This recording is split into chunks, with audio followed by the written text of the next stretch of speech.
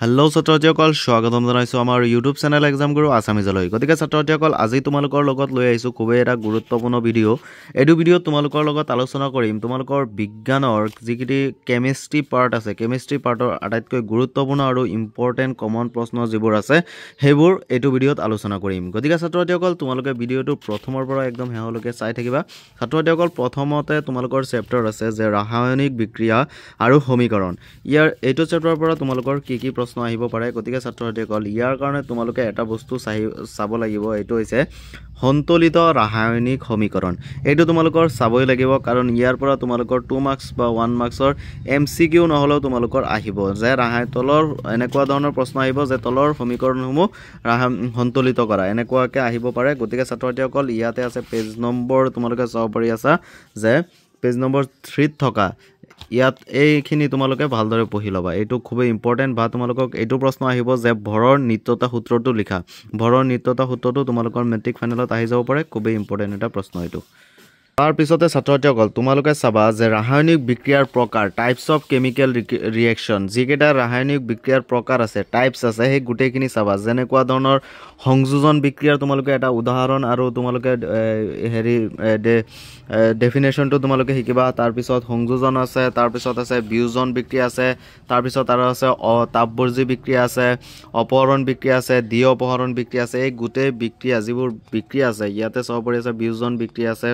তাৰপাছত বিয়োজন বিক্ৰিয়াৰ ইয়াতে তোমালোকে এক্সাম্পলখিনি চাবা। এক্সাম্পলৰ পৰা তোমালোকৰ MCQত আহি যাব পাৰে। গতিকে ছাত্ৰছাত্ৰীসকল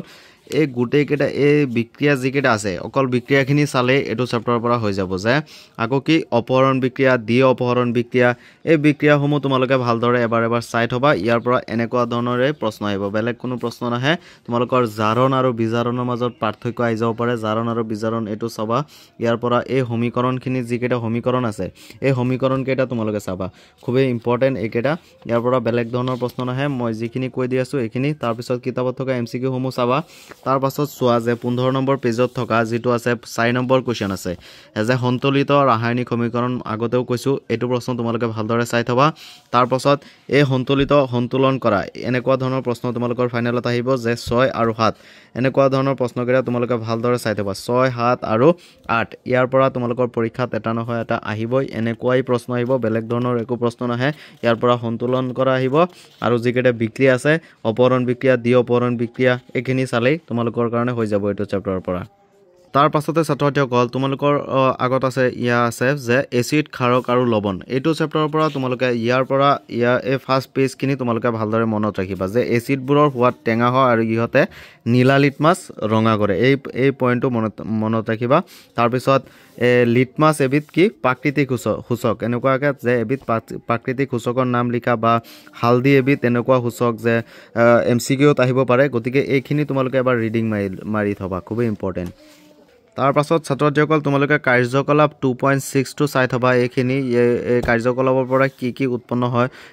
কাৰ্যকলাপৰ পাছত এইটো ৰিয়েকশ্যন আছে, এই ৰিয়েকশ্যনখিনি তোমালোকে চাই থবা। এইটো চেপ্টাৰৰ পৰা এটা কাৰ্যকলাপৰ পৰা প্ৰশ্ন আহে 2 মাৰ্কছৰ কাৰণে। গতিকে কাৰ্যকলাপখিনি এবাৰ ৰিডিং মাৰি চাবা তোমালোকে, তাৰ পৰা তোমালোকৰ পৰীক্ষাত আহি যাব পাৰে। তাৰপিছত ছাত্ৰছাত্ৰীসকল তোমালোকৰ প্ৰশ্ন আহিব দৈনন্দিন জীৱনত pH-ৰ গুৰুত্ব। pH-ৰ গুৰুত্ব এইটো খুবেই আহিব যে দন্তক্ষয়ৰ সূচনা কেতিয়া হয়, 5.5তকৈ কম হ'লে pH-ৰ মান তেতিয়া দন্তক্ষয় হয়। এইটো তোমালোকে মনত ৰাখিবা, এইটো তোমালোকৰ MCQত আহি যাব পাৰে, খুবেই গুৰুত্বপূৰ্ণ এটা এইটো টপিক। pH-ৰ পৰা তোমালোকৰ এটা প্ৰশ্ন আহিবই। গতিকে ছাত্ৰছাত্ৰীসকল আৰু এটা প্ৰশ্ন তোমালোকে চোৱা যে পেজ নম্বৰ 28ত থকা যিটো 3 নম্বৰ প্ৰশ্ন আছে, এই 3 নম্বৰ প্ৰশ্নটো ভালদৰে চাবা আৰু 4 নম্বৰ প্ৰশ্নটো চাই থবা। ইয়াৰ পাছত ছাত্ৰছাত্ৰীসকল তোমালোকে চাবা ইয়াতে আছে এই পেজ নম্বৰ 30 আৰু 31টো আটাইতকৈ বেছি গুৰুত্বপূৰ্ণ এইটো 2 নম্বৰ চেপ্টাৰত। ইয়াৰ পৰা ব্লিচিং পাউডাৰটো তোমালোকে পঢ়িবা, ব্লিচিং পাউডাৰৰ ৰিয়েকশ্যনখিনি পঢ়িবা, তাৰপাছত ব্লিচিং পাউডাৰৰ ব্যৱহাৰখিনি পঢ়িবা, এই পেজটোৱে তোমালোকে পঢ়িবা। তাৰপাছত বেকিং ছ'ডাৰ সংকেতটো তোমালোকে জানি থবা, খুবেই ইম্পৰ্টেণ্ট। তাৰপাছত তোমালোকে চাবা যে ছ'ডিয়াম হাইড্ৰ'কাৰ্বনেটৰ ব্যৱহাৰ, এইটো চাবা। তাৰপিছত কাপোৰ ধোৱা ছ'ডা, এইটো তোমালোকে ভালদৰে মনত ৰাখিবা। কাপোৰ ধোৱা ছ'ডাৰ এই সংকেতখিনি ৰিয়েকশ্যনখিনি লিখিব আহিব পাৰে আৰু এটা ৰাসায়নিক নামটো আহিব পাৰে কাপোৰ ধোৱা ছ'ডাৰ। গতিকে এই পেজ নম্বৰ 30 আৰু 31টো তোমালোকে ভালদৰে পঢ়িবা, ইয়াৰ পৰাই তোমালোকৰ ফাইনেলত ডাইৰেক্ট কমন পৰি যাব পাৰে। তাৰপিছত প্লাষ্টাৰ অফ পেৰিছ বুলি এটা টপিক আছে, এই টপিকটো তোমালোকে মনত ৰাখিবা আৰু প্লাষ্টাৰ অফ পেৰিছৰ আৰু জিপসাম যেটো যেনেকৈ ফৰ্ম হয় এই ৰিয়েকশ্যনটো তোমালোকে ভালদৰে মনত ৰাখিবা খুবেই ইম্পৰ্টেণ্ট এইটো তাৰ পাছত ছাত্ৰছাত্ৰীসকল MCQৰ কাৰণে তোমালোকে চাবা 1 নম্বৰ প্ৰশ্নটো চাবা আকৌ 5 নম্বৰ প্ৰশ্নটো মানে প্লাষ্টাৰ অফ পেৰিছ যেটো কৈছো এতিয়া এইটো টপিকেই খুবেই ইম্পৰ্টেণ্ট 5 নম্বৰ প্ৰশ্নটো তোমালোকে ভালদৰে চাই থবা ইয়াৰ পাছতে ছাত্ৰছাত্ৰীসকল অনুশীলনৰ পৰা MCQ সমূহটো তোমালোকে চাবা MCQ সমূহৰ লগতে তোমালোকে চাবা ইয়াত 8 নম্বৰ যেটো প্ৰশ্ন আছে 8 নম্বৰ প্ৰশ্নটো চাবা 9 নম্বৰ প্ৰশ্নটো চাবা আকৌ তোমালোকে চাবা 11 নম্বৰ প্ৰশ্নটো চাবা আকৌ 13 নম্বৰ প্ৰশ্নটো ভালদৰে 13 আৰু 14 নম্বৰ প্ৰশ্নটো তোমালোকে চাই থবা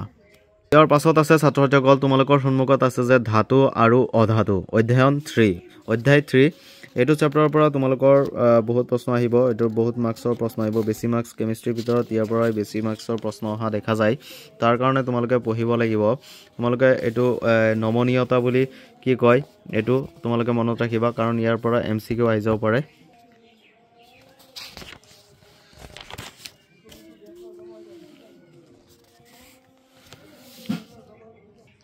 ইয়াৰ পাছতে চাবা ছাত্ৰছাত্ৰীসকল তোমালোকে যেটো পেজ নম্বৰ 40 থকা 2 নম্বৰ যেটো প্ৰশ্ন আছে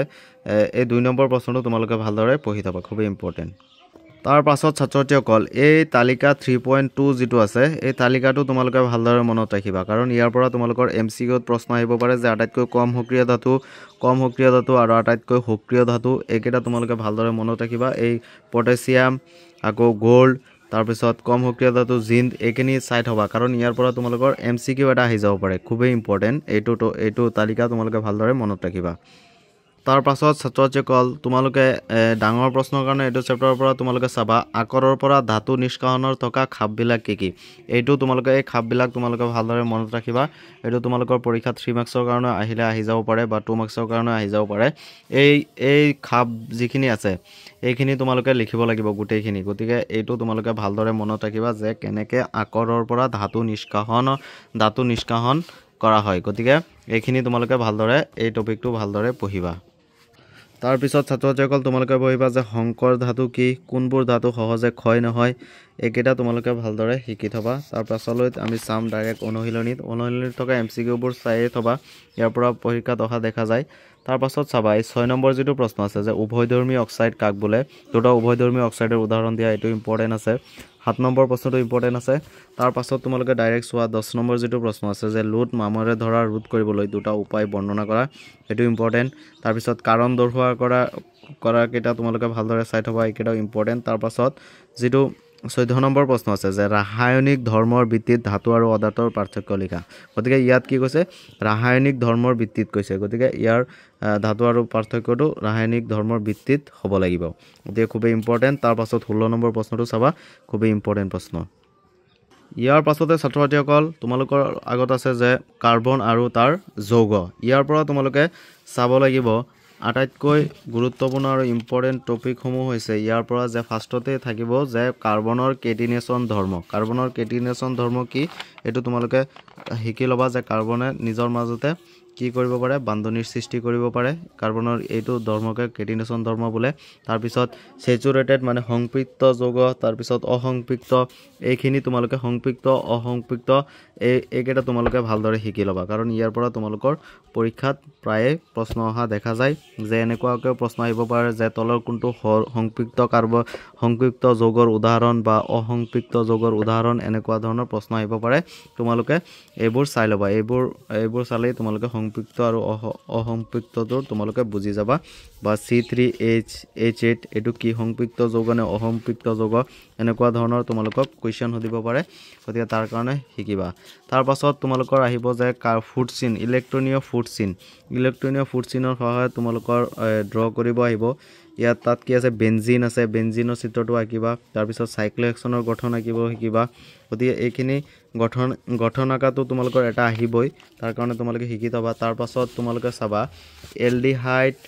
alcohol aldehyde ketone carboxylic acid এইকেইটাৰ সিম্বল তোমালোকে মনত ৰাখিবা কাৰণ ইয়াৰ পৰা তোমালোকৰ পৰীক্ষাত নিশ্চয়কৈ কমন পৰিব তাৰ পাছত ছাত্ৰ-ছাত্ৰীসকল MCQৰ কাৰণে তোমালোকে এইখিনি শিকি থবা এনেকুৱা ধৰণৰ হেৰি দি দিব যৌগ দি দিব তাৰ কি কৰিব লাগে যৌগবোৰৰ নাম লিখিব লাগে ষ্ট্ৰাকচাৰৰ নাম লিখিব লাগে বা এনেকুৱাকে দিব পাৰে যে বিউটাননৰ গঠন নাকি যৌগবোৰৰ গঠন আঁকিব আহিব পাৰে গতিকে এইখিনি তোমালোকে ভালদৰে পঢ়িবা আটাইতকৈ বেছি ইম্পৰ্টেন্ট যে ইথানোইক এসিড আৰু কি হেক্সানেল এইটো বহুত ইম্পৰ্টেন্ট তাৰ পিছত ছাত্ৰ-ছাত্ৰীসকল ডাইৰেক্ট অনুশীলনীলৈ আহি যোৱা অনুশীলনীত থকা MCQ সমূহ তোমালোকে চাই থবা আৰু ইয়াৰ লগতে তোমালোকে চাবা যে সাবনৰ মলি আতৰোৱা প্ৰক্ৰিয়াটো ব্যাখ্যা কৰা এইটো খুবই ইম্পৰ্টেন্ট 15 নম্বৰ প্ৰশ্নটো খুবই ইম্পৰ্টেন্ট তাৰ পাছত 13 নম্বৰ প্ৰশ্নটো ইম্পৰ্টেন্ট তাৰ পাছত তোমালোকে চাবা 6 নম্বৰ প্ৰশ্নটো যে সমগণীয় শ্ৰেণী কাক বোলে এইটো ইম্পৰ্টেন্ট এটা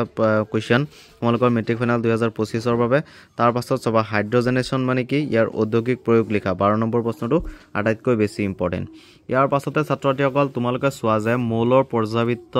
শ্ৰেণী বিভাজন ইয়াৰ পৰা তোমালোকে চাব লাগিব ফাৰ্ষ্টতে তোমালোকে মনত ৰাখিবা যে 114টা মৌল আছে গতিকে এইকেইটা MCQৰ কাৰণে আহিব পাৰে তাৰ পাছতে চোৱা যে প্ৰশ্নাৱলীত থকা যেটো 3 নম্বৰ প্ৰশ্ন আছে যে নিউল্যান্ডছৰ অষ্টসূত্ৰৰ সীমাবদ্ধতাবোৰ কি আছিল এইটো ইম্পৰ্টেন্ট প্ৰশ্ন তোমালোকৰ কাৰণে আহি যাব পাৰে তাৰ পাছতে নেক্সট যেটো প্ৰশ্নাৱলী আছে পেজ নম্বৰ 85 ত থকা এটো ইয়াৰ পৰা 4 নম্বৰ প্ৰশ্নটো ইম্পৰ্টেন্ট প্ৰশ্ন যে সম্ভ্ৰান্ত গেছবোৰক এটা হুকিয়া বৰ্গত কিয় স্থান দিয়া হৈছে এটো খুবই ইম্পৰ্টেন্ট এটা প্ৰশ্ন তোমালোকৰ মেট্ৰিক ফাইনাল 2025 ৰ বাবে তাৰ পাছত তোমালোকে পেজ নম্বৰ 87 ত থকা পেজটো তোমালোকে এবাৰ ৰিডিং মাৰিবা ইয়াত থকা যিবোৰ MCQ আহে এটো চেপ্টাৰৰ পৰা এইখিনি পেজৰ পৰাই তোমালোকৰ MCQ অহা দেখা যায় প্ৰায় পেজ নম্বৰ কি 87 আৰু 88 টো তোমালোকে ভালদৰে ৰিডিং মাৰিবা ইয়াৰ পৰাই তোমালোকৰ MCQ অহাৰ সম্ভাৱনা বেছি থাকে তাৰ পাছত ছাত্ৰ-ছাত্ৰীসকল তোমালোকে প্ৰশ্নাৱলীৰ 1 নম্বৰ প্ৰশ্নটো চাবা আৰু ইয়াৰ লগতে তোমালোকে চাবা 2 নম্বৰ প্ৰশ্নটো চাবা MCQৰ কাৰণে আহি যাব পাৰে তাৰ পাছত 5 নম্বৰ প্ৰশ্নটো চাই থবা আৰু ইয়াৰ পাছত অনুশীলনীলৈ আহি যোৱা অনুশীলনীৰ 3 নম্বৰ প্ৰশ্নটো গুটেইখিনি চাই থবা খুবই ইম্পৰ্টেন্ট আৰু 2 নম্বৰ MCQটো প্ৰায় অহা দেখা যায় এইকেইটা তোমালোকে চাই থবা তাৰ পাছত 4 নম্বৰ প্ৰশ্নটো চাবা এইটো শৰ্ট টাইপ কোৱেশ্চন হয় তোমালোকে এইখিনি ভালদৰে শিকি থবা খুবই ইম্পৰ্টেন্ট ছাত্ৰ-ছাত্ৰীসকল মই যিবোৰ প্ৰশ্ন তোমালোকক দেখুৱাই আছো এই গুটেইখিনি প্ৰশ্ন তোমালোকে ফাৰ্ষ্টত শিকি লবা ইয়াৰ পাছত বাকি যিবোৰ প্ৰশ্ন আছে সেই প্ৰশ্নসমূহ শিকি থবা তাৰ পাছত চোৱা 6 নম্বৰ যেটো প্ৰশ্ন আছে অনুশীলনীত পেজ নম্বৰ 92 ত আছে এইটো তোমালোকে ভালদৰে চাই থবা ইয়াৰ পাছত ছাত্ৰ-ছাত্ৰীসকল 7 নম্বৰ প্ৰশ্নটো চাবা খুবই ইম্পৰ্টেন্ট প্ৰশ্ন তাৰ পাছত 10 নম্বৰ প্ৰশ্নটো ইম্পৰ্টেন্ট প্ৰশ্ন আছে তোমালোকে চাই থবা গতিকে ছাত্ৰ-ছাত্ৰীসকল আজিৰ ভিডিওটো আছিল ইমানেই যদি ভিডিওটো চাই অলপো ভাল পালা তেনেহলে ভিডিওটোত এটা লাইক কৰি দিবা আৰু আমাৰ চেনেলত যদি নতুনকৈ আহিছা তেনেহলে প্লিজ আমাৰ চেনেলটো সাবস্ক্ৰাইব কৰি দিবা